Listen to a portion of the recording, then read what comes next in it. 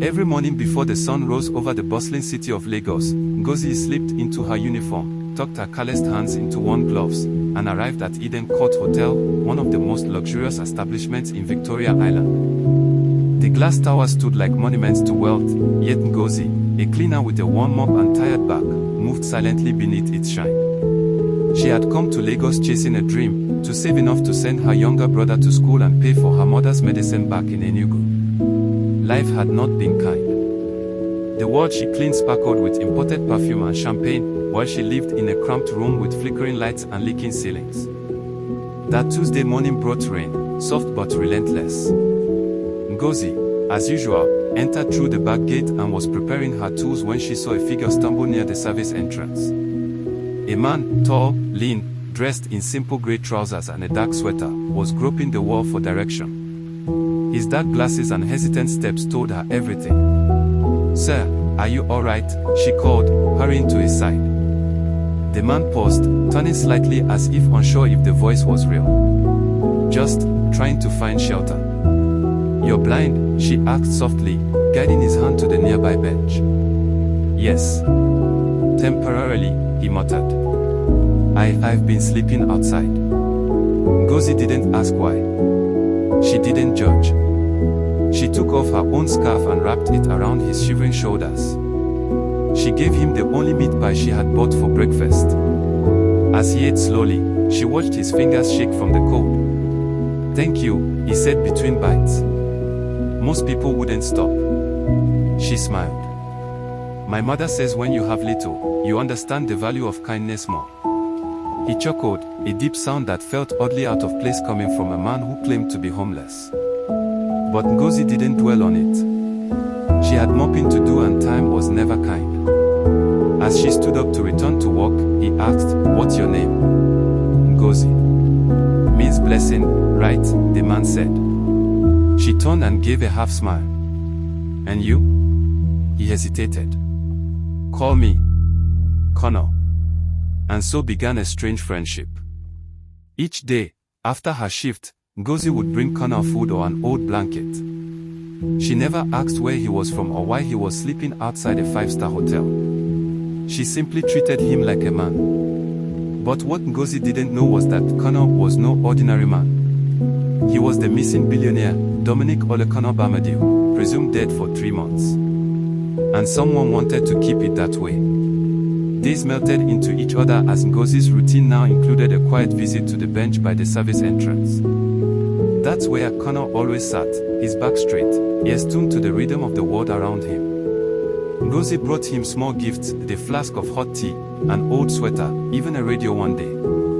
She was careful not to pry, although curiosity tugged at her often. The man had the air of someone important. His speech was refined. His hands, though dirty, bore signs of once wearing tailored suits, long fingers, well-shaped nails, the kind that didn't usually do hard labor. Yet every time she tried to ask more, Connor would divert the conversation. "You ever been inside the top floor of this hotel?" he asked one evening. Ngozi scoffed. "Me? They don't even let me clean there. Reserved for VIPs.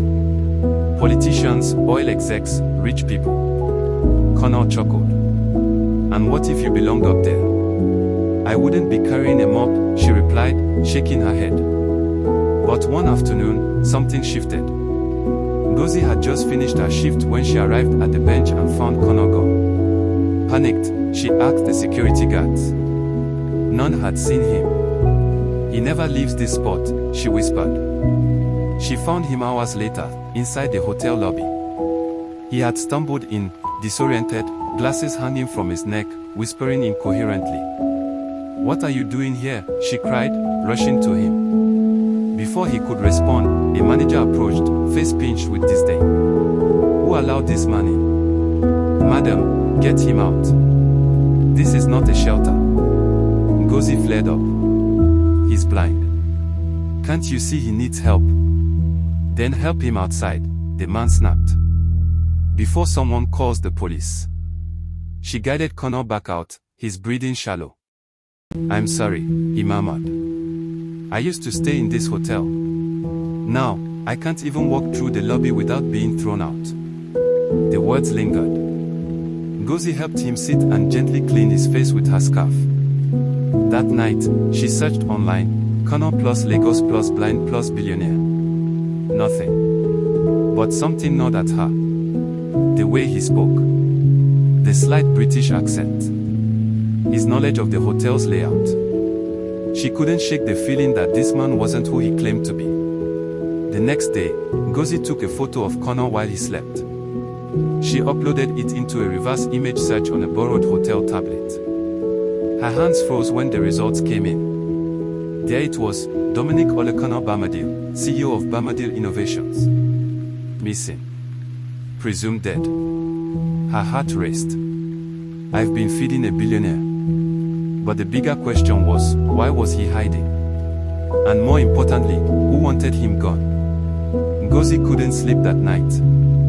The image of Connor, no, Dominic, laying on that bench, blind and exposed, haunted her.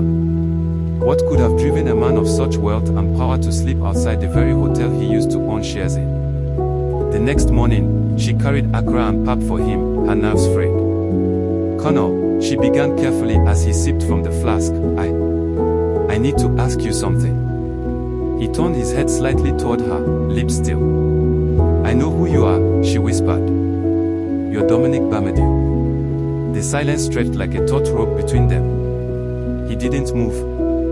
I used the reverse image search, she explained quickly. You're on the news. Your family's been looking for you. Your company. Stop, he said sharply. Not my family. Not anymore. His shoulders slumped. I was poisoned, he said finally. My brother wanted the company. Left me for dead during a retreat. I woke up in a shack, half conscious. I lost my sight. I wandered Lagos for weeks. No one recognized me. Maybe they didn't want to. Ngozi's hands trembled. Why not go to the police? Do you know how much power my brother, Tajudeen, has now? Half the board is loyal to him. The police are useless without proof. And the only witness who saw what happened disappeared. He leaned back, expression bitter. If I go public too early, I'll be dead for real. Ngozi sat in stunned silence. So what will you do? I don't know. I've been trying to gather strength. Hoping for a miracle. She looked at the man before her, not weak, not defeated, but cornered. A lion stripped of his claws. And then, a light bulb flashed in her mind. What if you didn't go back as Dominic, she asked slowly. What if someone else brought the truth forward? Dominic tilted his head. What are you suggesting? I walk inside the hotel. I see people. I hear things. If we can get access to your old suite, maybe there's something there. Files, documents, anything that could help you prove who you are. He hesitated. It's risky. So is living on a bench. That evening, Ngozi put on her best clothes, took a second ID badge from the lost items locker, and made her way to the executive floors, reserved for only the elite. Her hands shook as she stepped into suite 1407, the penthouse Dominic once called home. Everything gleamed. But as she scanned the room, her eyes caught something odd. A tablet, hidden beneath a drawer. Still logged in. She tapped the screen and froze.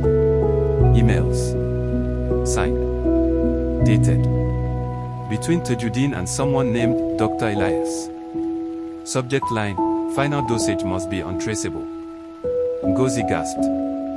She had just found the key to a billionaire's betrayal. But she wasn't alone. Behind her, the suite door clicked softly. Ngozi froze, still crouched by the open drawer. Footsteps crept in, soft, calculated. Her heartbeat thudded in her ears. She quickly locked the tablet and slid it under her cleaning apron. Who's there? A voice barked. Male. Sharp. Not a guest, staff, maybe security. She grabbed the mop she brought as cover and stood quickly. Just cleaning, sir. The man squinted. This room isn't scheduled for cleaning today. Ngozi kept her head down. Manager sent me. Said VIP arriving tomorrow. He stared a moment longer, then grunted and walked off. As soon as the door closed, she exhaled and ran out the back stairs, clutching the apron like her life depended on it. Because it did. Back on the ground floor, she found Dominic waiting behind the generator shed, seated on an overturned bucket, his face turned toward the sun as if trying to remember what light looked like. She told him everything, Suite 1407, the emails, the name Dr. Elias, and the near capture. Dominic sat still for a moment. Then he smiled faintly. "You're brave, Ngozi. I didn't do it for thanks. I want to see you get your life back." He nodded. "That tablet might be enough. I just need someone outside Tejudine's circle to see it." Ngozi snapped her fingers. "There's a reporter. Her name's Yoton Afile. She once stayed in the hotel. Left her card with me when I helped find her missing earring. She's not afraid of powerful men. They contacted her that night." At first, Yoton was skeptical, until she saw Dominic's face and the files Ngozi retrieved. Within 24 hours, Yoton had compiled a dossier, cross-referenced hospital records, digital footprints, and legal documents. The story was airtight. But it needed impact. "You must come forward publicly," she told Dominic. "I'm blind," he said. "I can't walk into a room and expect them to believe me over my brother." "Then let them see the truth," Yoton replied. "Let them hear it from your voice. We'll set up a live stream." They arranged a press conference in a discreet cafe. Ngozi stood beside Dominic as Yoton set up the cameras. When Dominic spoke, calm, firm, and resolute, the internet exploded. The email scrolled across screens. The betrayal unfolded like a tragic novel. By sundown, hashtags like #Justice for Dominic and #BlindBillionaire returns were trending across Nigeria. And then, the twist. As police prepared to detain Dominic Bamidele, a voice message surfaced, anonymous, grainy, but undeniable. "I did what you asked. The dosage was slow acting, just like you wanted. But your brother didn't die. That's on you, Tejudine." Ngozi replayed it 3 times. And with a jolt, she recognized the voice. It was the hotel manager, the same one who tried to throw Connor out weeks earlier. The web was wider than they knew. And the fight was just beginning. The fallout was swift and chaotic. By the next morning, Tejudine Bamidele was in custody. He wore dark sunglasses as police escorted him past flashing cameras, but there was no hiding from the court of public opinion. His empire, built on deceit, poison, and forged documents, crumbled like dry leaves underfoot. Yet the real storm brewed inside Eden Court Hotel. The leaked voice message had implicated not just Tejudine but also the hotel's general manager, Mr. Alhaji Karim, a longtime associate of the Bamidele family. Investigators raided his office. Hidden in a locked cabinet were syringes, vials, and a journal filled with coded transactions. Ngozi watched it all unfold with quiet disbelief. She had gone from invisible cleaner to national whistleblower in less than a week. But as the news vans cleared, and the tweets faded, she feared being forgotten once again. Until a black SUV pulled up outside her tiny flat in Ajigano. The driver stepped out. "Ngozi is." She nodded wearily. He handed her a sealed envelope and gestured to the back seat. The door opened. Inside sat Dominic Olekano Bamidele, no longer in ragged clothes, but in a simple white kaftan.